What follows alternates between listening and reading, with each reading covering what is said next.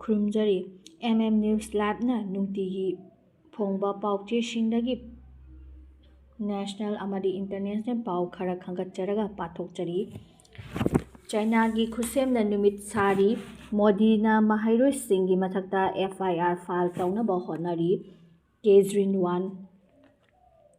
India gi yumlonaba Chaina da Khutshem gi numit fauba sanaba thabak paikhatkre aduga aikhogi Prime Minister Narendra Modi na social media da mahakpu karem narakpa Maheiroi Shing gi mathakta false information report file taunaba hotnaduna leire haina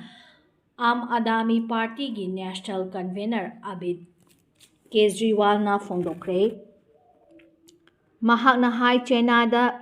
leptana hotnaduna chawkhatpagi maikaida changsilakpadagi ngasidi India gi yumdolnari balebak asi angakpa phangna chawkhatkre adubu laibak thibadi Chaina gumna chawkhatpa yaba India asi miyamgi luchingbani amasung lengak paribani haina leiriba phamdon phamnaiba sing asina naha singi wakhalon namthanaba amasung afaba miyoi sing namthaduna makhoigi thabak thokidanaba hotnaduna leire haiki Abid Kejriwal na handak Modi bu social media da karem nakhiba Maheiroi Shing gi mathakta Delhi Police na FIR register tawkre haibagi e pauda yaukhiba video matek kaya punsinduna utlaga makhata na hai center da leiriba lengak asi lambi thong sema ngamdre lengak asigi makhada fiber region na chingba infrastructure project kya paikhatlibani hairiba singsu mafam khudingda Kingtharakpa amadi miyoi kaya khudong thiningai oihanbani wathok thoktuna leire chahi khudingi nongju thada India gi city ayamba ising thumle masida natana city ayamba amot akai amadi apul asa kayana chatpa fawa ngamde asigumba miyamgi oiba khudong chadaba amadi tunggi yumbirel oigadawriba naha singna mayok nariba khudong chadaba sing yengshinbagi mahutta Modi lengak asina makhoida Singnarakpa miyoi khudingda FIR pansinduna kihan khanganba hotnaduna leibada natana MP amasung MLA sing lalon itik tawduna atopa political party thugainaba hotnaduna leire haiki Nakal amaromda opposition gi luchingba Rahul Gandhi na nongju mifamda Home Minister Amit Shah saruk yaba laktribasi karigino haina hangbagi loinana opposition gi maikaidagi jantra mantra gi khongjang gi police na Maheiroi Shing da ka henba force sizinakibagi matangda Supreme Court na monitor tawba problem chathanaba demand tawbadagi Maheiroi Shing da pellet gat na chingba kapagi ayaba pikhiba Amit Shah na maral leire haiba khangjabadagi kiduna nongju mifamda saruk yaba lakpa ngamdabani haiki BJP gi MP Singi Maikaidagi Rahul Gandhi gi wafamsing asi yumpham yaudabani aranba kya pusinduna miyamda sauna minamlaga lana lamjingnaba honabani amasung Amit Shah da lala haijafam thoi haiki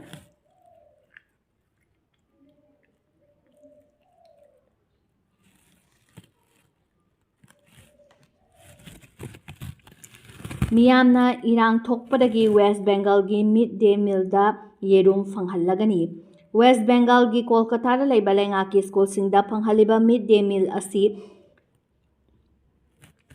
school na pigadaba oibana West Bengal lengak na yerum haplaroi haina lauthokraba matung asida matangda miyamna irang tholakpadagi amasung achauba political gi oiba issue ama oirakpadagi West Bengal lengakna Midday meal program da yerum phanghanlagani haina lauthokre angangsinggi nutrition gi maru oiba machal ama oiriba yerumbu Midday meal da yauhandanaba thorang sing iskona Midday meal gi sana thaknaba sing pibagidamakni West Bengal lengakna iskongi chinjaka khenaba khara lei haiduna lauthokibani West Bengal lengaki thawong adu opposition gi maikaidagi akanba mawongda yaningdaba phongdokpaga loinana yerum lauthokiba Midday meal gi khuthangdagi protein fangjariba angangsingda protein fanghandabaga chapmanai haina irang haurakibani political gi oiba issue hena chawthoktuna West Bengal lengaki thawong asi lengakna chalaiba amasung government aided school singda mahai tamliba angangsingdagi hauna BJP gi lengak asina lainingi oiba chatna longchat tambiduna lainingi mingda wakhalon onhanba haunare haiduna maral siraki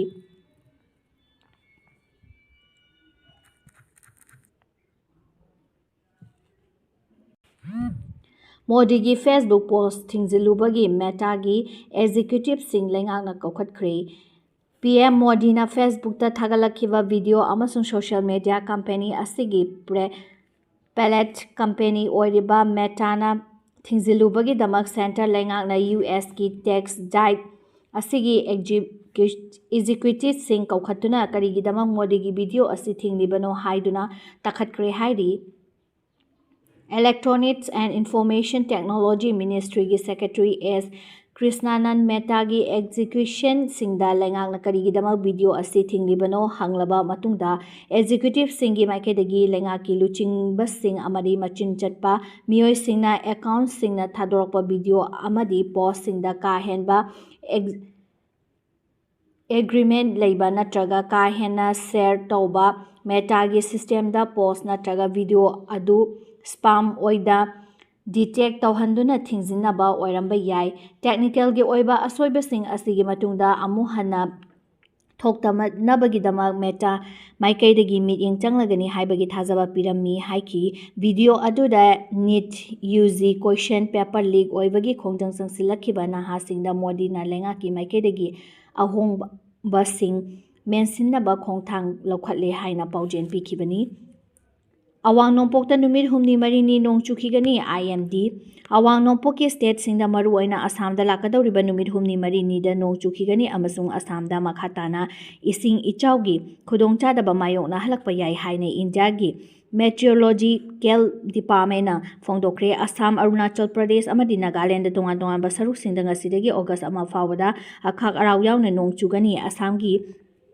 Tinsukia district orange alert ꯂꯥꯎꯊꯣꯛꯈꯤꯕꯒ ꯂꯣꯏꯅꯅ ꯅꯥꯒꯥꯂꯦꯟꯗꯒꯤ ꯃꯣꯡꯀꯣꯆꯨꯡ ꯑꯃꯗꯤ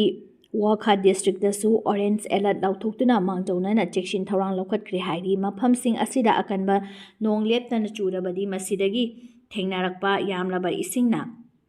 ꯇꯤꯟꯁꯨꯀꯤꯌꯥ, ꯙ꯭ꯔꯦꯃꯥꯖꯤ ꯑꯃꯗꯤ ꯂꯈꯤꯄꯨꯔ district ꯏꯁꯤꯡ ꯏꯆꯥꯎꯒꯤ ꯈꯨꯗꯣꯡꯆꯥꯗꯕ ꯃꯥꯌꯣꯛꯅꯍꯟꯒꯅꯤ꯫ ꯑꯋꯥꯡ ꯅꯣꯡꯄꯣꯛꯀꯤ ꯑꯇꯣꯞꯄ ꯃꯐꯝꯁꯤꯡꯗꯁꯨ ꯃꯌꯥꯏ ꯑꯣꯏꯔꯞ ꯅꯣꯡ ꯆꯨꯈꯤꯒꯅꯤ ꯍꯥꯏꯔꯤ꯫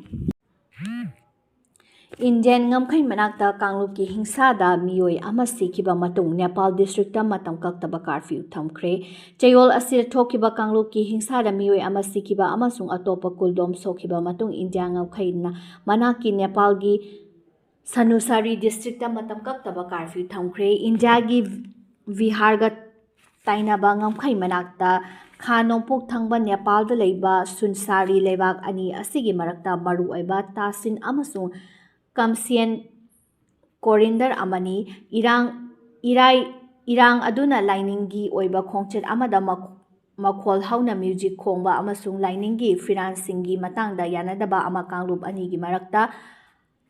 ꯆꯥꯎꯊꯣꯔꯛꯇꯨꯅ ꯈꯠꯅꯔꯛꯈꯤꯕꯗꯒꯤ ꯍꯧꯔꯛꯈꯤꯕꯅꯤ꯫ ꯐꯤꯚꯝ ꯑꯗꯨꯗ ꯂꯥꯛꯁꯤꯟꯕ ꯉꯝꯕꯒꯤ ꯋꯥꯡꯃꯗ ꯍꯦꯟꯒꯠꯂꯛꯈꯤꯕꯗꯒꯤ ꯄꯨꯂꯤꯁꯅ ꯃꯤꯌꯥꯝ ꯑꯗꯨ ꯇꯪꯈꯥꯏꯅꯕ ꯅꯣꯡꯃꯩ ꯀꯥꯞꯈꯤ꯫ ꯅꯣꯡꯃꯩ ꯀꯥꯞꯄ ꯑꯗꯨꯗ ꯃꯤꯑꯣꯏ ꯑꯃ ꯁꯤꯈꯤ꯫ ꯁꯦꯀ꯭ꯌꯨꯔꯤꯇꯤ ꯄꯔꯁꯅꯦꯜ 12 ꯌꯥꯎꯅ ꯑꯇꯣꯞꯄ 12 ꯁꯣꯛꯈꯤ ꯍꯥꯏꯅ ꯀꯊꯃꯥꯟꯗꯨ ꯄꯨꯂꯤꯁꯅ ꯍꯥꯏꯈꯤ꯫ ꯍꯤꯡꯁꯥ ꯑꯗꯨꯒꯤ ꯃꯇꯥꯡꯗ ꯄ꯭ꯔꯥꯏꯝ ꯃꯤꯅꯤꯁꯇꯔ ꯕꯥꯂꯦꯟꯗ꯭ꯔ ꯕꯥꯂꯦꯝ ꯁꯥꯍꯅ ꯑꯋꯥꯕ ꯐꯣꯡꯗꯣꯛꯈ꯭ꯔꯦ ꯑꯃꯁꯨꯡ ꯏꯪ ꯇꯞꯅꯕ ꯑꯥꯄꯤꯜ ꯇꯧꯈ꯭ꯔꯦ꯫ ꯃꯍꯥꯛꯀꯤ ꯒꯚꯔꯟꯃꯦꯟꯠꯅ ꯁꯨꯟꯁꯥꯔꯤ ꯗꯤꯁꯇ꯭ꯔꯤꯛꯀꯤ ꯃꯐꯝꯁꯤꯡꯗ ꯁꯦꯀ꯭ꯌꯨꯔꯤꯇꯤ ꯆꯦꯛꯁꯤꯟꯍꯟꯈ꯭ꯔꯦ ꯑꯃꯁꯨꯡ ꯊꯧꯗꯣꯛ ꯑꯗꯨꯒꯤ ꯃꯇꯥꯡꯗ ꯏꯟꯀ꯭ꯋꯥꯔꯤ ꯑꯃ ꯆꯠꯊꯈ꯭ꯔꯦ꯫ ꯁꯣꯛꯂꯛꯂꯕꯁꯤꯡ ꯑꯗꯨꯒꯤ ꯀꯝꯄꯦꯟꯁꯦꯁꯟ ꯄꯤꯒꯅꯤ ꯍꯥꯏꯅ ꯋꯥꯁꯛꯈ꯭ꯔꯦ꯫ ꯁꯨꯟꯁꯥꯔꯤꯗ ꯍꯤꯡꯁꯥꯗ ꯂꯩꯈꯤꯗꯕ ꯃꯤꯑꯣꯏ ꯑꯗꯨꯒꯤ ꯏꯃꯨꯡꯗ ꯅꯦꯄꯥꯂꯤ ꯔꯨꯄꯤ 2,00,000 ꯀꯝꯄꯦꯟꯁꯦꯁꯟ ꯄꯤꯅꯕ ꯋꯥꯁꯛꯈ꯭ꯔꯦ꯫ ꯑꯁꯣꯛꯄꯁꯤꯡ ꯑꯗꯨꯕꯨꯁꯨ ꯂꯥꯌꯦꯡꯕꯗ ꯆꯪꯕ ꯃꯃꯜꯁꯤꯡꯒꯤꯗꯃꯛꯇ ꯂꯨꯄꯥ 50,000 ꯄꯤꯔꯒꯅꯤ ꯍꯥꯏꯅ ꯁꯨꯟꯁꯥꯔꯤꯒꯤ ꯑꯦꯟꯁꯤꯇꯦꯞ ꯆꯤꯐ ꯗꯤꯁꯇ꯭ꯔꯤꯛ ꯑꯣꯐꯤꯁꯥꯔ ꯄꯣꯁꯥꯟ ꯂꯥꯃꯤꯆꯥꯔꯦꯅ ꯍꯥꯏꯈ꯭ꯔꯦ꯫ ꯍ꯭ꯌꯨꯃꯦꯟ ꯔꯥꯏꯠ ꯑꯦꯗꯚꯣꯀꯦꯠꯁꯤꯡ ꯑꯃꯁꯨꯡ ꯁꯦꯀ꯭ꯌꯨꯔꯤꯇꯤ ꯑꯦꯛꯁꯄꯔꯠꯁꯤꯡꯅ ꯁꯦꯀ꯭ꯌꯨꯔꯤꯇꯤ ꯐꯣꯔꯁꯁꯤꯡꯅ ꯀꯥ ꯍꯦꯟꯕ ꯐꯣꯔꯁ ꯁꯤꯖꯤꯟꯅꯈ꯭ꯔꯤꯕꯔꯥ ꯍꯥꯏꯕꯒꯤ ꯋꯥꯍꯪ ꯍꯪꯈꯤꯕꯒ ꯂꯣꯏꯅꯅ ꯄꯨꯂꯤꯁꯀꯤ ꯊꯕꯛ ꯑꯗꯨ ꯄꯥꯛ ꯁꯟꯅ ꯌꯥꯅꯤꯡꯗꯕ ꯐꯣꯡꯗꯣꯔꯛꯈꯤ꯫ ꯁꯤꯔꯤꯕ ꯃꯔꯥꯜꯁꯤꯡ ꯑꯗꯨ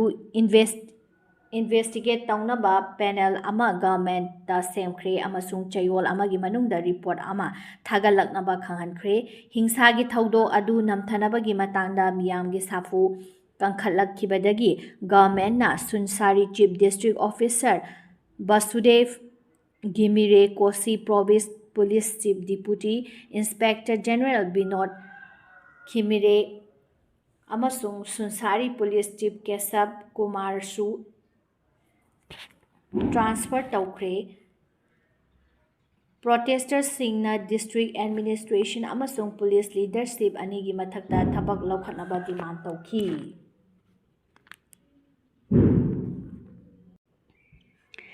Chaina na Iralda air defense ki mishal pibagi wafam laite mao. Chaina na sava air defense mishal locker chamri rom chai chayon asigi manungda Iranda thakragani haibagi wafam ama report tawrakhiba adu Chaina na yakhidabagi loinana defense mishal do locker thanabagi thorang tawkiba laite haina sengdokre. Chaina gi foreign minister gi wangangloi mauningna Beijingda phongba pauche amada Iranda missile locker sing thanaba sem sare haina report tawrakhiba du adu aranba amasung yumfam yaudabani haiba wafam thamlakhibaga loinana Chaina na matam punamakta ing tappa lehenbagi thabak kayada hotnaduna lakli haiba wafam su phongdoki Iral na Chaina gi khulai sing tharagani haina thamlakhiba report sing adu Pakistan su yaningdaba phongdokpaga loinana khulai sing asi thaba matamda Islamabad ta puthok pushin tauba thabak paikhatkadaba daite haiba wafam su thamki. Pakistan gi inter services public relation na Chaina gi urungkinda Pakistan fauduna khulai sing asi Iranda yauhannaba thorang taure haiba wafam asi mapung fana aranbani amasung semjin sajinba report ni haina su sengdo warol thamlakre. Agency na thamlakpa report sinda Irana ahan boina Chaina da saba air defense system sing jahaz ta haftuna Thagadauriba mafam phongdoknarakpa asina Middle East da thokliba wathok asi hena pangthok chawthorakpa yabagi akiba pokle haina su akhang ahai singna phongdorakhiba laikre. Russia gi missile landada Ukraine gi miyoi 12 hathre yankhai hena sokre. Russia na mapanga kalava ballistic missile amasung drone sizinaduna landarakpada Ukraine gi miyoi 12 hathre amasung yankhai hena sokre haina official singna phongdokre. Russia gi missile ama Polanda kapsilakibada laibak adugi air pashing akanba mawngda checksing tharong laukhatkibaga loinana North Atlantic TT organization gi warplane sing koi pai ki Russia na haukiba chai ahingda Ukraine gi konung kiba yauna tongan bada mafam tarada misal amasung drone sizinaduna landakibani Russia na akhanaba mawngda landakhiba adu nongchuplomdigi leibaksingna Ukraine da anti-ballistic missile defense sing supply tawbagi chang hantharakibagi khudongchadaba laudunani Russia na Ukraine da missile kapsinduna landakhiba aduda NATO gi Khyber Pakhtunkhwa da police mapan sikre Pakistan lanmina militant taramanga hatkre Pakistan gi province ama oiriba Khyber Pakhtunkhwa gi haigu district ta hangba Khazina Banda checkpost gi militant singna landara khibada police mapan sike militant singi landa aduda security force na khud hankhibada militant taramanga hatki haina su police ki maikedi phongdorakre Pakistan ga ngamkhai tainana lairiba district aduda militant singna landa chathaduna police ki miyoi sing hatkiba adu group natraga lanai miyoi amatana makoina chathakibani haiba wafam amata phongdorakpa laitri thaudok adubo Pakistan gi president Arif Ali Zardari prime minister Shehbaz Sharif amasung makok thongba luchingba singna akhanba mawongda yaningdaba phongdorakre Pakistan laingang tamthiraba landa aduda laikhidraba police personnel singi imung manungna thengna hawriba awaba sing pangba yaba mateng pangani haiba wafam thamki militant amasung police ki marakta khud thoknakiba adu haigu district ki deputy general of police oriba Dear Khan yauna police personnel mapan siraga kun nipana aso apan nangkhibani haina Inspector General of Police Zarfikal Hamida na phongdokre checkpost landa chathaduna police personnel sing hatkiba adu lengang na athingba thamgraba Tehrik-e-Taliban Pakistan Teristani haina Inspector General of Police ꯖꯨꯜꯐꯤꯀꯔ ꯍꯥꯃꯤꯗꯥꯅ ꯁꯦꯡꯗꯣꯔꯛꯈ꯭ꯔꯦ꯫ ꯂꯥꯟꯗꯥꯔꯛꯈꯤꯕ ꯃꯤꯂꯤꯇꯦꯟ 15 ꯍꯥꯠꯄ ꯉꯝꯈꯤꯕ ꯑꯃꯁꯨꯡ ꯀꯌꯥꯅ ꯑꯁꯣꯛ-ꯑꯄꯟ ꯅꯪꯍꯟꯈꯤꯕ ꯑꯗꯨ ꯂꯩꯕꯥꯛ ꯑꯗꯨꯒꯤ ꯄꯨꯂꯤꯁꯀꯤ ꯍꯩꯁꯤꯡꯕꯒꯤ ꯑꯃꯁꯨꯡ ꯃꯊꯧꯅꯥꯅꯤ ꯍꯥꯏꯅ ꯄꯨꯂꯤꯁꯅ ꯐꯣꯡꯗꯣꯛꯈꯤ꯫